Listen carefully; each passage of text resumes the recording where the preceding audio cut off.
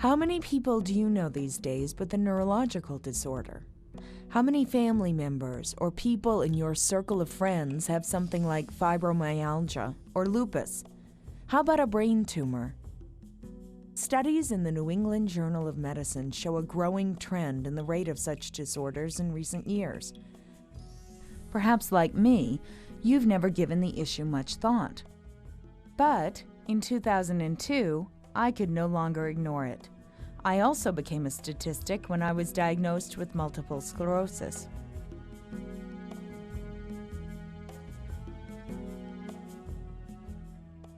It was the summer of the Great Fire in Tucson, Arizona, when I began my research and traveled across this country to find the truth.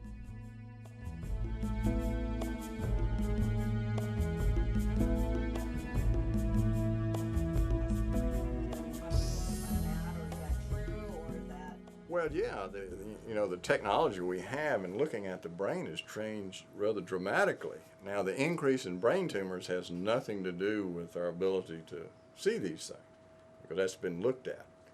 And the studies have shown that it's a real increase in brain tumors. It has nothing to do with our improvements in technology. The National Cancer Institute recorded an impressive increase in incident rates of primary brain cancer since 1985, and possibly as early as 1984. Dr. H.J. Roberts, director for the Palm Beach Institute for Medical Research, found this trend particularly disturbing. At a time when this trend was singularly attributed to more innovative scanning and diagnostic procedures, Roberts noticed a series of conflicting themes. First, adequate brain scanning devices were widely available for at least 10 years prior to this report. Second, there were simply more people affected with brain cancer. They had nothing to do with the change in the way they were diagnosed or a different way of classifying the disease. Third, between 1983 and 1987, incidence of other forms of cancer outside the brain remained the same and, in some cases, declined. So why the vast increase in brain cancer and brain disorders since 1984? I'll refer to a published study by foremost neuroscientist Dr. John Olney. He suggests one likely candidate. In 1983, the U.S. population began ingesting significant quantities of a substance never before used for human consumption. Artificial sweetener aspartame was quickly introduced to consumers. In 1984, 6,900,000 pounds of aspartame was consumed by Americans.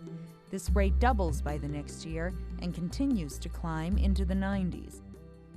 When it was fully marketed for pop and everything by July to August of 1983, 6 months later, by 1984, the brain tumor rate had already jumped 10% in the United States. The diabetes rate had jumped 30%, and the incidence of brain lymphoma, a very aggressive and unusual type of brain tumor, jumped 60%.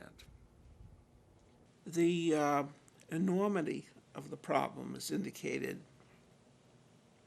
by the fact that by 1988, in its own publication, 80% of complaints about food and additives that were volunteered to the FDA, and again, it didn't have to be submitted, had to deal with aspartame products, over 80%.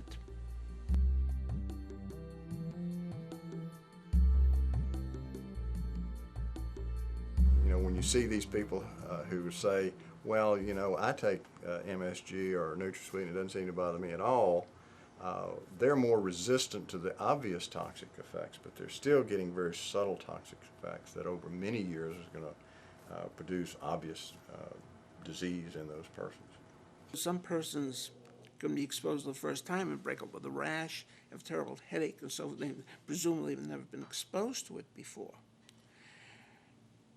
But on the other hand, people who've taken it over the long term and exposing the body to large doses of the components of aspartame, then that's in the realm of toxicity. And again, it's this variability in your sensitivity to toxins. Some people may notice very little, if anything. a majority of people will have one of a number of symptoms, because we know that the aspartame, because it is a poison that affects protein synthesis, because it affects how the synapse operates in the brain, and because it affects DNA, can affect numerous organs. So you can get a lot of different symptoms that seem unconnected. But in looking at the list of symptoms submitted to the FDA, most of them are neurological or in some way connected to the nervous system. So the nervous system seems to be one of the areas that's most affected. So we see people have difficulty thinking. They feel like they're walking around in a cloud or a fog. It's a subchronic level. It's not like you go out and you drink a bottle of methanol and you have this acute reaction to it.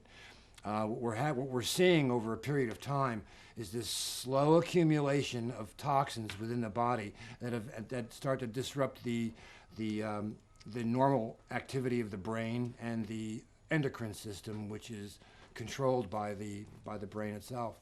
That really the sort of symptoms one can get are pretty protein. All types of symptoms can occur with aspartame. I mean, it clearly, see, you need to look at the chemistry a little bit. I don't want to get too technical, but it clearly has an impact on what are called biogenic amines. These are, neurotransmitters in the brain, norepinephrine, serotonin. We've known for a long time that when you take in a lot of aspartame in conjunction with carbohydrates, you will decrease the availability of L-tryptophan, which is the building block for serotonin. There's been a lot of media attention recently to serotonin, a very, very important neurotransmitter, important in mood regulation and a variety of functions. Aspartame is an artificial sweetener, an additive, and it's a chemical. It's not a natural product, it's a chemical. The molecule is made up of 3 components. 2 are amino acids, the so-called building blocks of protein. One is called phenylalanine, which is about 50% of the molecule, and the other is aspartic acid, which is like 40%. The other 10% is a so-called methyl ester, which as soon as because it's swallowed, becomes free methyl alcohol, methanol, wood alcohol, which is a poison, a real poison.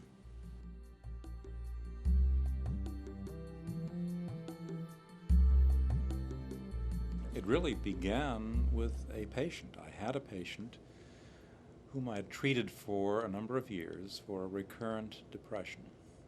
She came into the hospital in what we call a manic state. That is, she was very, very speeded up, euphoric, on top of the world. I'd never seen her manic before, never looked upon her as bipolar.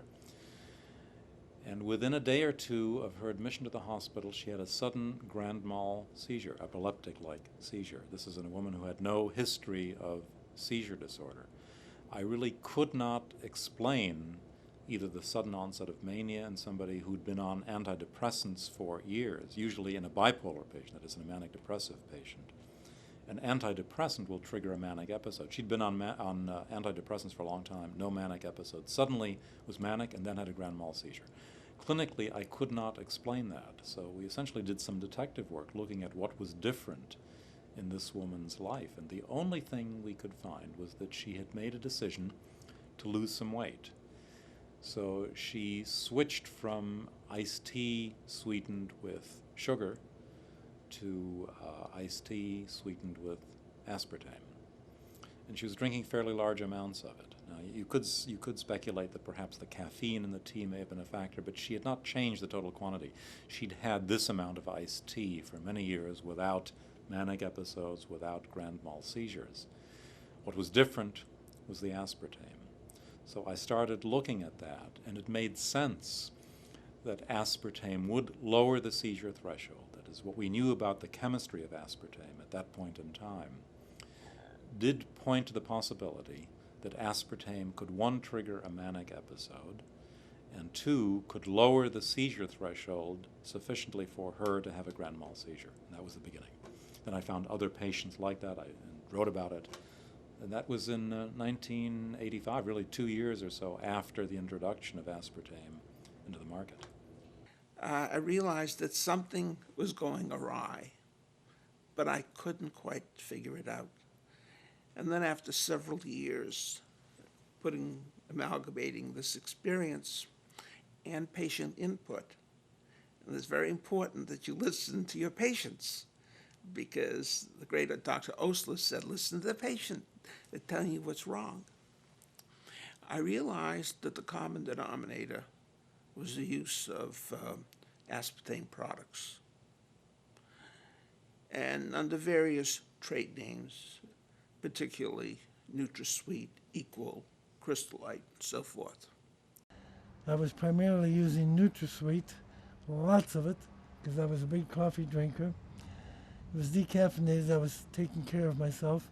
I mean, there was just all kinds of things that, the diet sodas, I used to eat Jell-O all the time, Cool Whip and gum. I used to, chew gum constantly back then.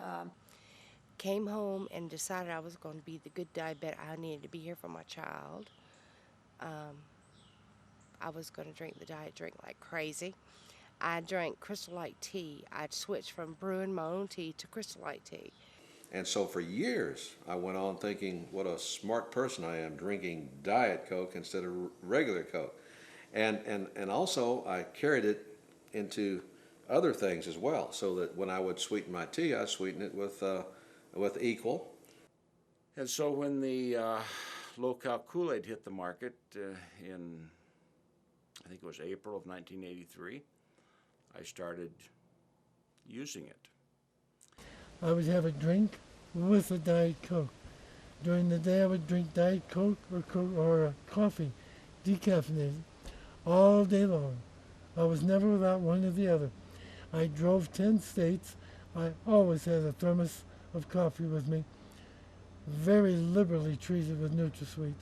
I started out for doing blood draws, and I did the blood draws. I like talking and everything, and so that was a good area for me to get into. I was always hyper and all that, and I would drink the diet sodas like crazy there because we had it at our disposal all the time.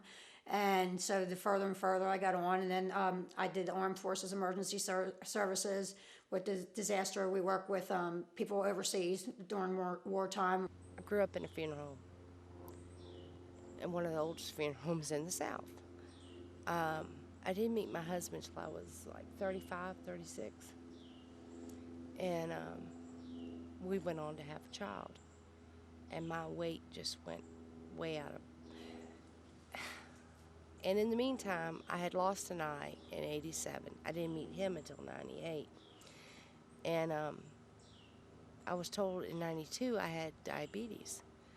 Well, I tried staying off the sweets and the Coca-Cola and, drinking the diet drinks on and off. And I was a briefing attorney for a federal district judge, John H. Wood. The U.S. courthouse in San Antonio is named after him. And then after serving as his briefing attorney for 2 years, I was appointed by Bill Sessions as assistant U.S. attorney for the Western District of Texas, and served in that capacity for a little bit over 4 years. And during that time, I was the president of the Federal Bar Association and very active in legal matters and things like that. Had I seen the chemical formula on this product, I would never have touched it. The poisonous effect of methyl alcohol and its methyl esters are well known. And within a day or two of my starting to drink it, not only did I feel the deterioration in my body, where I couldn't swim anymore and I didn't have the balance that I had, and I was short of breath from a heart failure type of problem, but my wife saw all this much more objectively than I did, and she was a nurse, and she said, "Jim, get off of this. This is killing you. It's destroying you." Well, I was diagnosed with an autoimmune disease back in '93 called lupus, SLE, systemic, which I had been dealing with. It was very severe, to the point where I lost my job and eventually my insurance, because over 40 doctors who saw me over a year's period kept doing one test after another. Every test came back negative. I've had symptoms since 1983. I can go back to as far as 1983, and possibly even before that, but I only remember doctor's offices and the hospitalizations and things like that since 1983. Around, I'd say January of 2002, I started getting dizzy. I would go to the dryer to go take clothes out and fall down and not know why. The reason I found out I had a brain tumor was I lost my voice during pollen season of the year 2000, or 98, excuse me. And in 98, my voice never came back from the pollen hoarseness that happened to me every year. So I went to a specialist at a local hospital here in Atlanta, and I said, all my friends' voices have come back, mine's gotten worse. And he went down my throat, and he said, well, your left vocal cord is completely atrophied, and it's been my experience when I see a condition like this that there's a brain tumor someplace that causes that. Also, the vision, having spots, and I couldn't see, and I literally stopped driving because I did not feel comfortable behind the wheel. My endocrinologist told me that I most likely have multiple sclerosis, so he sent me to a neurologist. The neurologist told me that yes, I do have multiple sclerosis. I had been having double vision, and my doctor scheduled me to have an MRI. And we were waiting on the results, and I'll never forget it. It was, maybe a week or two before Christmas. And the doctor called, and I was just ready to hear, well, we couldn't find anything.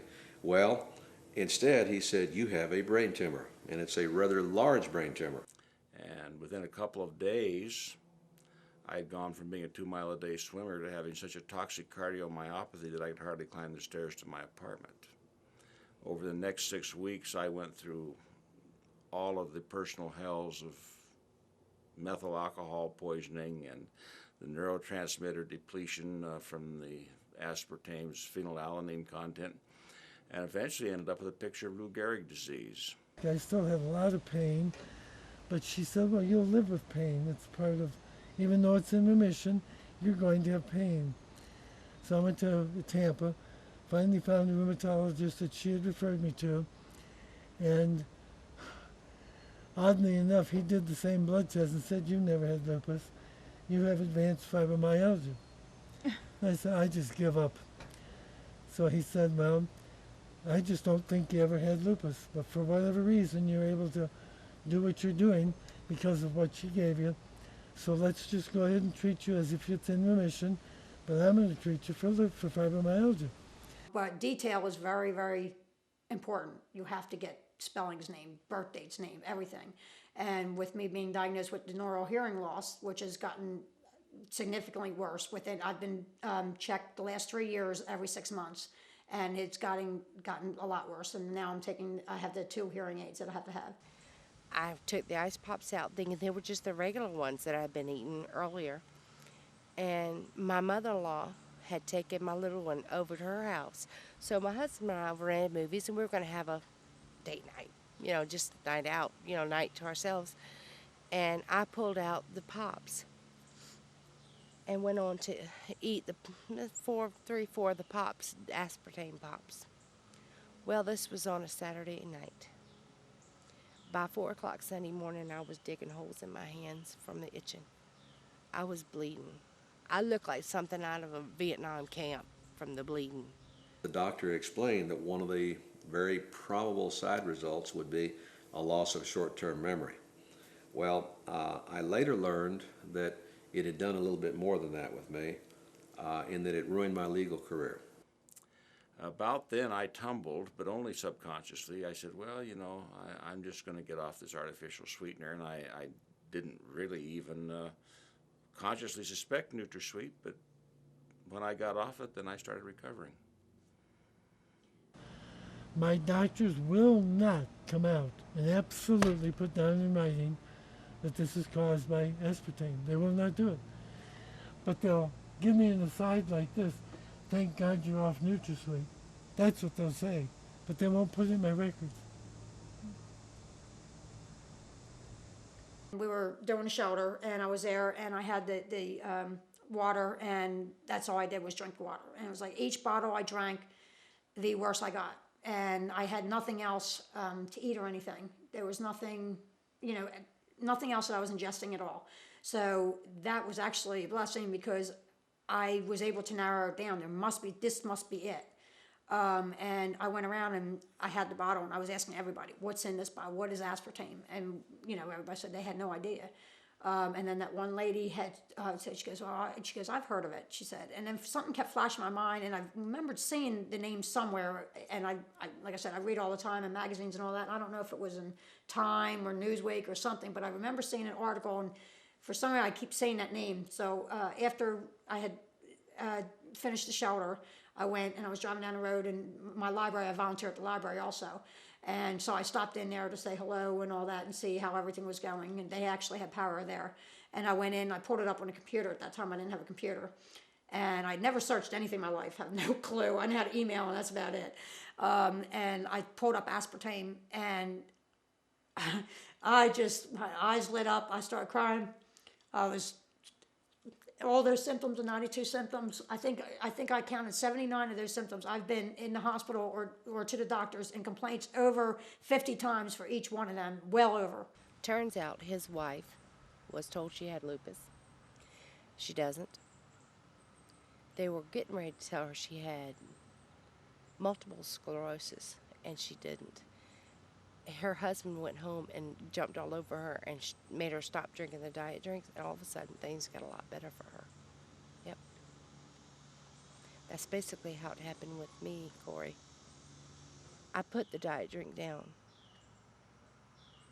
and I didn't touch it again. This was on a Friday. I think it was around the 19th of September. Last year? Yeah. And my husband looked at me and he says, the next day, within 24 hours, he says, baby, you're not slurring like you were. You're not falling down like you were either. And over time, it got better and got better and got better.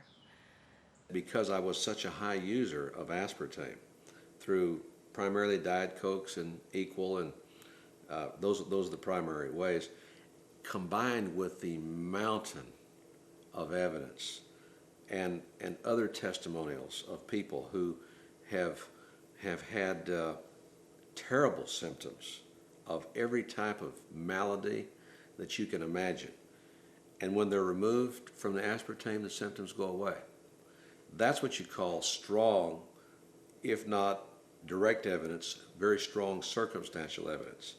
Judge Wood, the judge I used to work for, the federal judge, in his charge to the jury, when he would give a definition of circumstantial evidence, he would say, if, as you go to bed at night, there's no snow on the ground, and you wake up in the morning and there's snow on the ground, you may reasonably assume that during the course of the night it snowed. That is an example of strong circumstantial evidence. You didn't see it snow.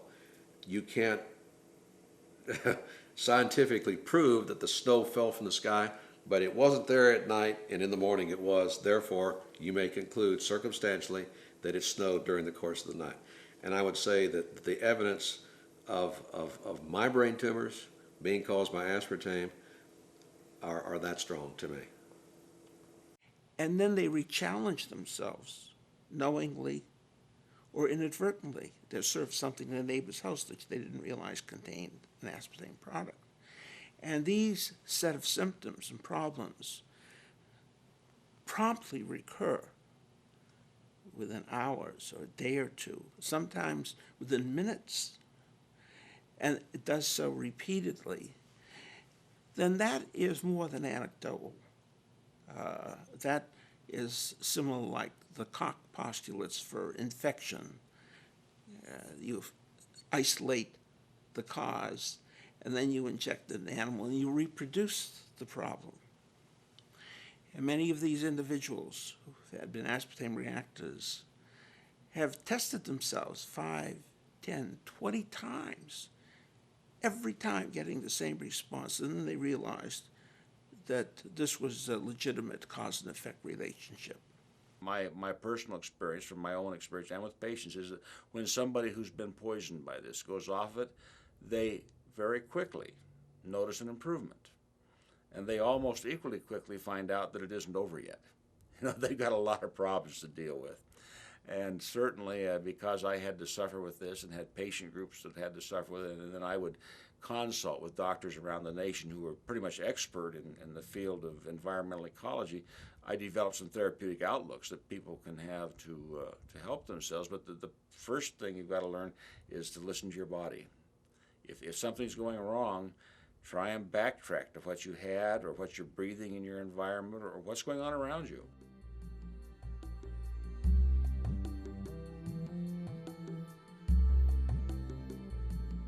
But the fact is, this thing has been carefully studied, repeatedly studied, extensively studied, so that, as I said before, the FDA concluded it's one of the most thoroughly tested food additives they've ever seen. And the conclusion is that it's safe.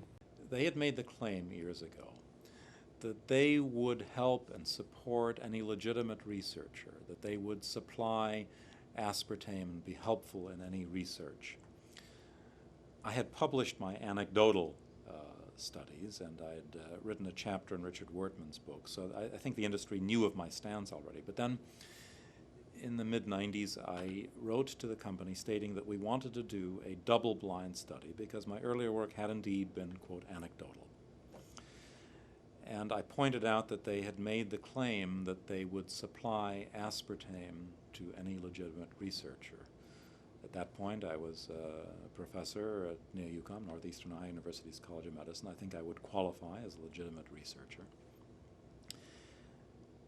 The company, I sent the protocol for the study to the company, and they responded that this was unnecessary research and would not supply us with aspartame. I offered to buy the aspartame. They refused. They put up roadblocks. They made it very difficult for us to purchase aspartame. We had to go around them.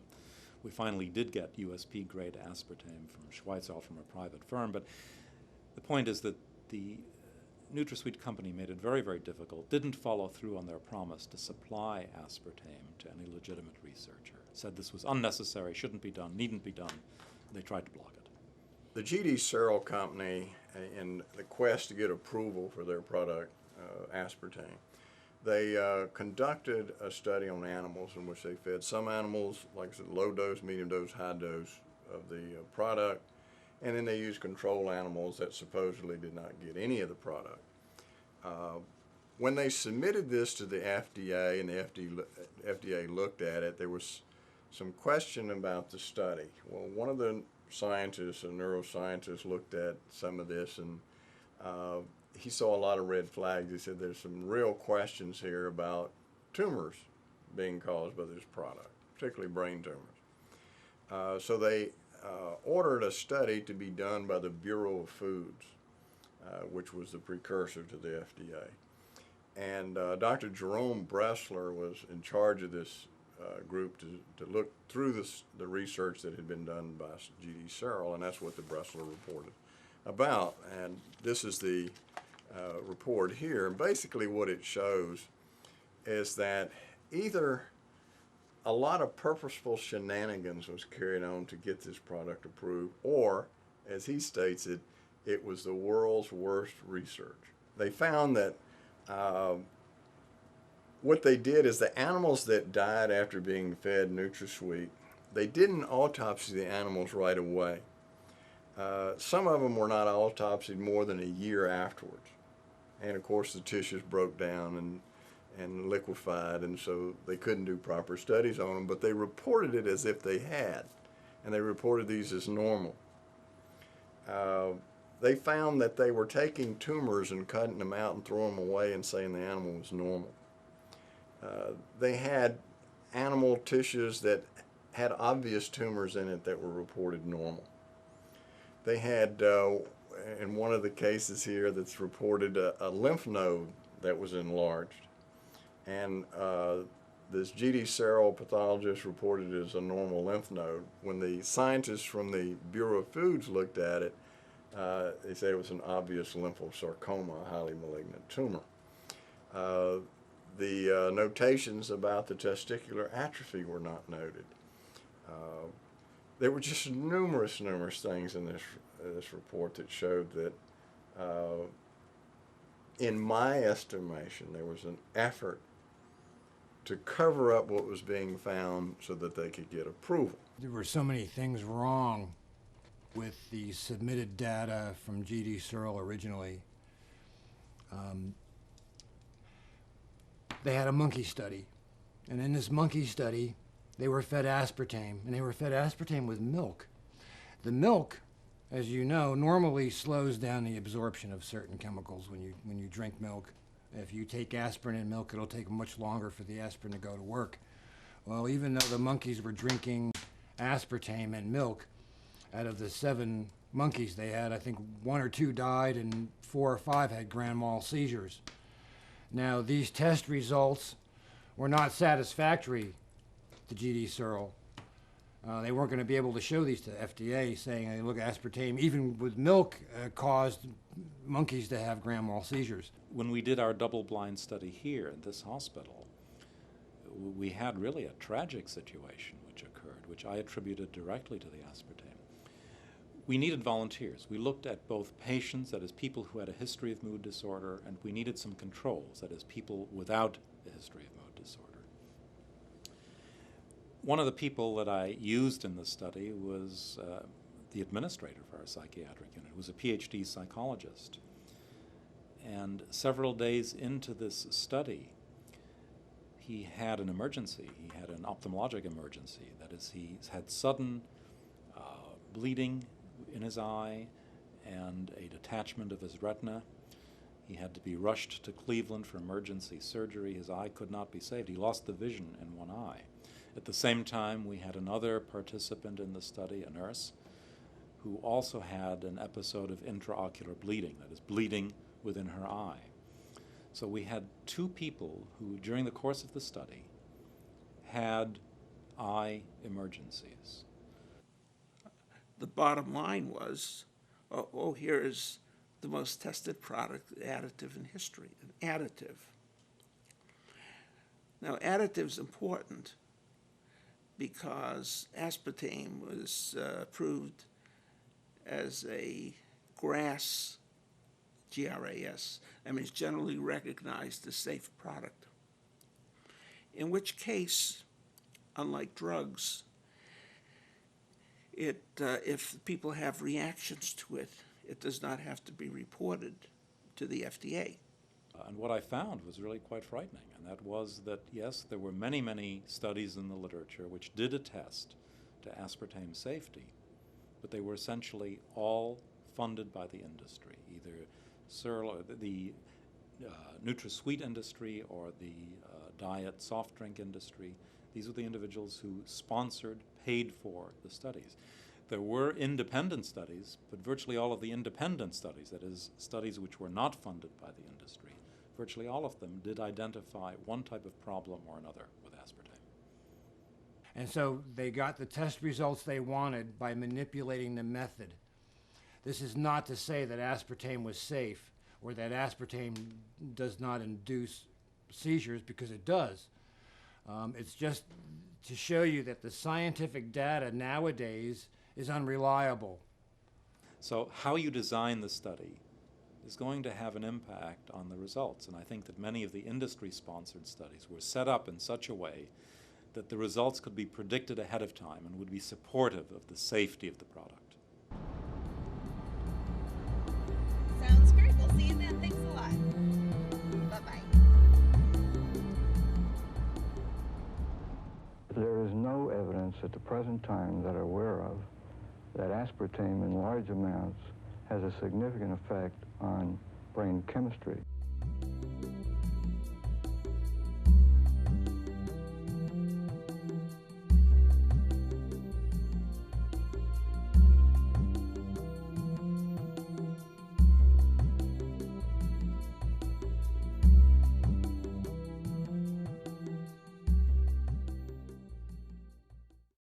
Can we go through what exactly an excitotoxin is?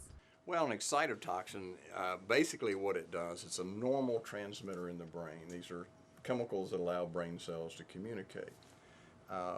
But if it's in even a minute overconcentration in the brain, it causes the brain cells to become extremely excited.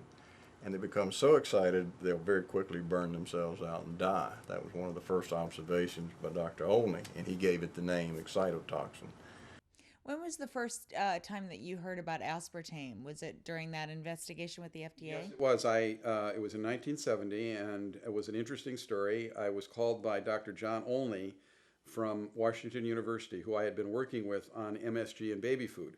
We had started an examination of MSG and baby food that led to the baby food industry taking MSG out of baby food.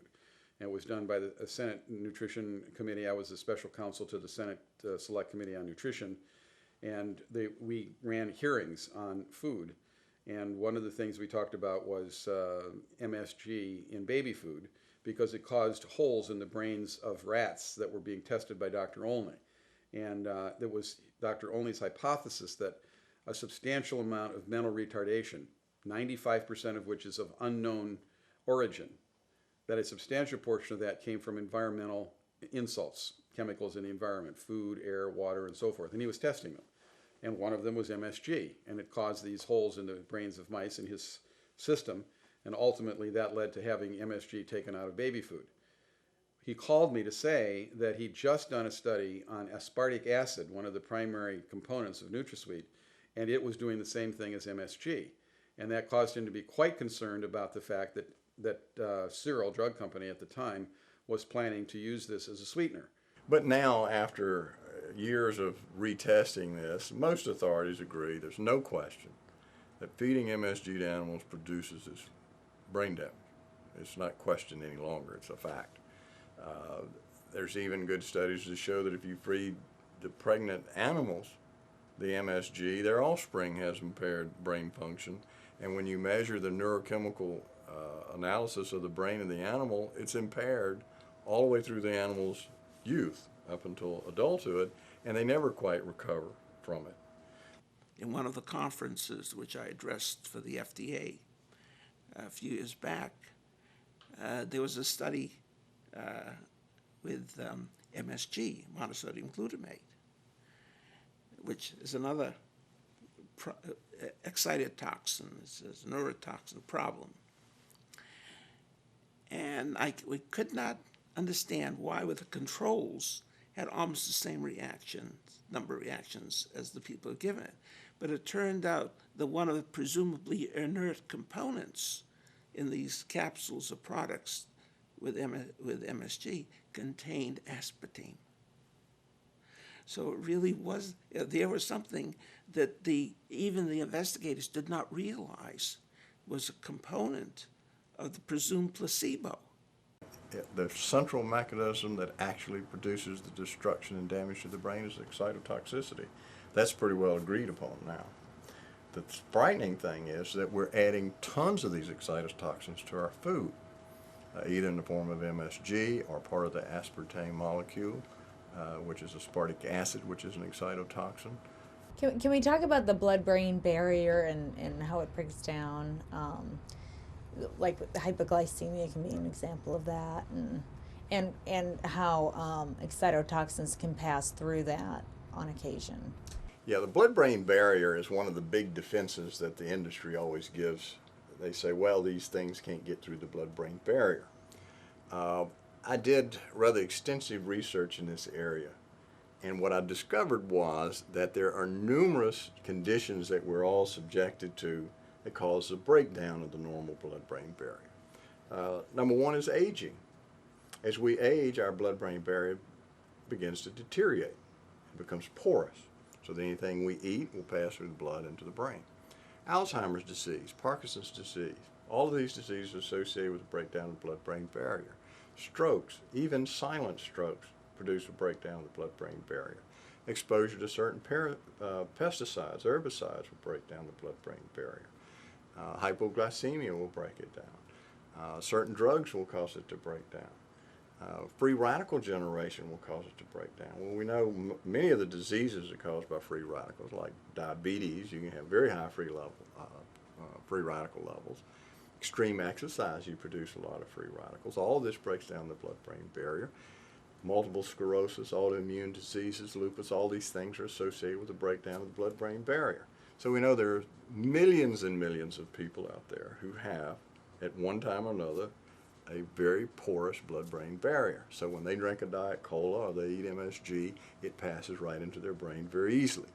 The other thing that we discovered was that even if you had a completely normal, intact blood-brain barrier, if you expose that person to a high dose of these excitotoxins over a prolonged period of time, it will seep past the barrier into the brain.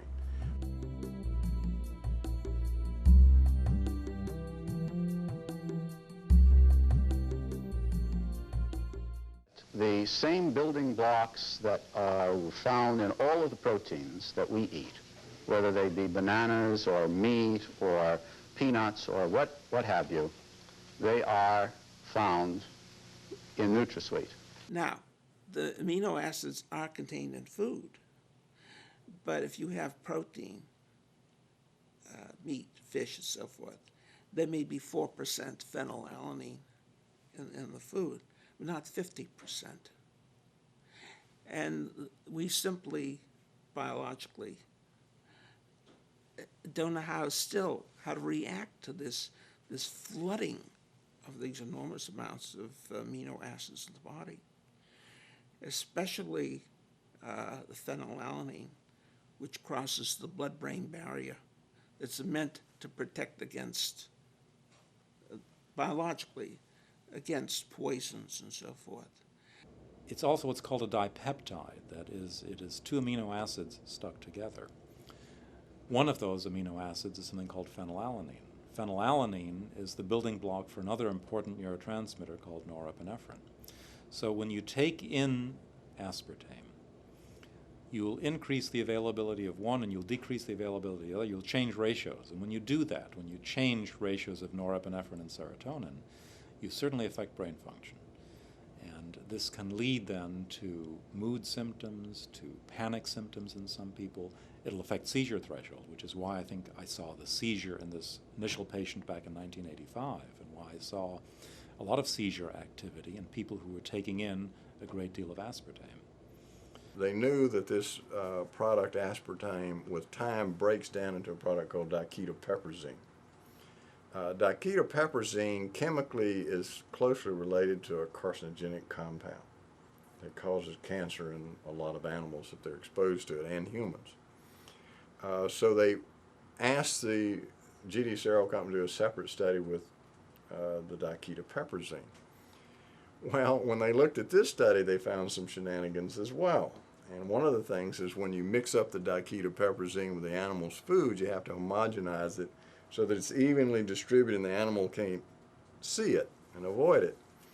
Well, I've seen pictures of the feed, and they left it in big clumps so the rats were eating around it, not actually eating the diketopiperazine. There was also evidence that they were giving the diketopiperazine to the control animals. And of course this came out because in the original study they found a 47-fold increase in brain tumors. In the diketopiperazine repeat study, they said, oh, well look, the control animals and the aspartame-fed animals have the same incidence of brain tumors. Well, when the neuropathologist looked at it, said, well, that's kind of strange because now your control animals have a very high incidence of brain tumors that's not naturally found in these mice. And then when they looked at the feed, they found out there were some mix-ups of the feed so that the diketopiperazine was being fed to the control animals. These are the sort of things that's in the Bressler report that the makers of NutraSweet would not like the public to know about, because it's very frightening.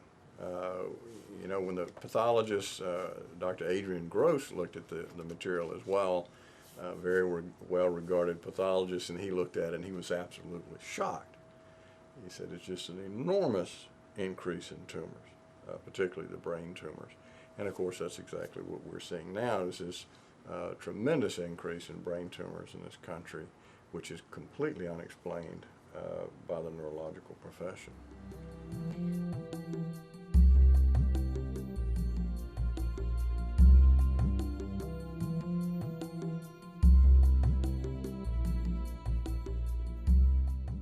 There is also a methyl group which is found in all fruits and vegetables. Everything that we eat has methyl groups. When the body metabolizes, when it breaks down aspartame, you wind up with a small amount of methanol, which is wood alcohol. That in turn is broken down into formaldehyde, which the body cannot get rid of, the body stores. Now, the industry has made a big deal about supposedly the fact, it's not really a fact, but what they claim is that when you take in fruit, you take in more methanol. They don't add the fact that in nature, the methanol in fruit is bound to something called pectin.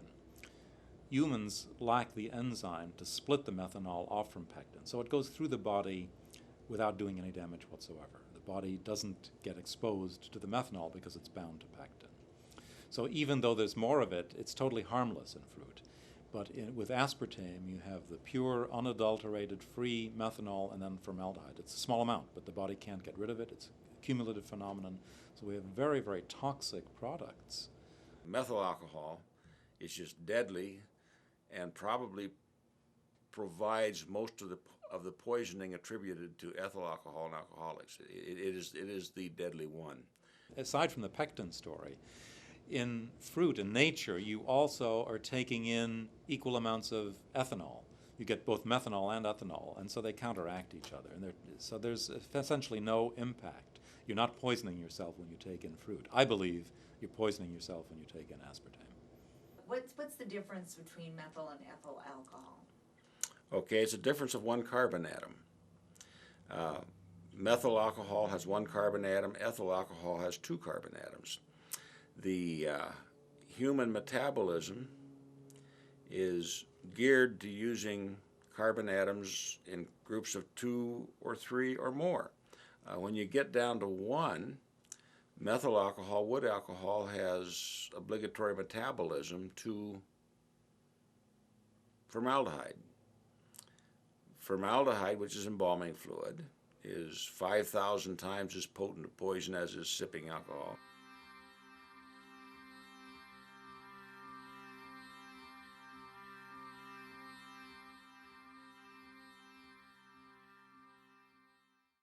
The FDA, which is the watchdog of American safety that we have empowered to protect the American public against food additives and drugs, has repeatedly reviewed all of the data that has been forthcoming from hundreds of studies about aspartame. Back in 1965, according to G.D. Searle, one of their researchers was working on an ulcer drug when he happened to get some of the substance on his finger, and instinctively, he licked it, noticing its sweet taste. One of the first tests conducted on aspartame was a 52-week study of monkeys to determine the effects of aspartame on primates. 7 monkeys were fed aspartame with milk. 5 of those monkeys had grand mal seizures, and 1 died. Monkeys have more of a reaction to ethanol, regular alcohol like vodka or scotch. They have a real high resistance to methanol, and even though they were fed aspartame with milk, they still came down with seizures, and 1 died of, I guess, cardiac arrest from overstimulated nervous system. Searle went back and got another physician, a fellow named Dr. Wellington, and this guy sat down and redesigned the monkey study. In that same year, Dr. John Olney found that oral intake of aspartic acid could cause brain tumors in mice.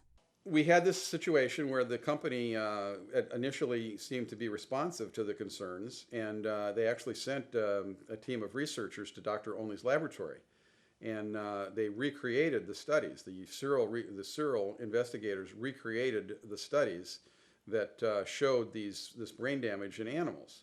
And they went back to Searle, and we waited to hear what Searle was going to do about this. And the next thing we knew, I would say that they probably went to Dr. Olney's lab mid-71. Mid-73, they applied to the FDA for a food additive petition to use NutraSweet as a sweetener. So I called the FDA and I said, this doesn't make any sense. Dr. Olney was asked by G.D. Searle to conduct a study because there were some concerns. And it's interesting to note that these concerns came up before a lot of the major testing into the toxicity of aspartame became apparent. But my thinking as an FDA investigator is that G.D. Searle already knew that going into this. Ultimately, FDA, using its good offices, interestingly enough, a major person there, created a meeting between me, Cyril, and General Foods, which was going to be one of the main customers. And we met. And I said I didn't think that this would ever reach the market. And they said, well, they were sure it was going to be approved. And I thought that we were on 180 degrees opposite sides. It turned out that it was approved, but FDA asked them not to market it. And they held it up so that there could be hearings and so forth. In 1974, the FDA approved the limited use of aspartame. Do you know why they were sure it was going to be approved? You said that they said that it was sure that they. Well, see, when I said I don't think it's going to reach the market, I was being very particular, but I didn't believe it was going to be approved.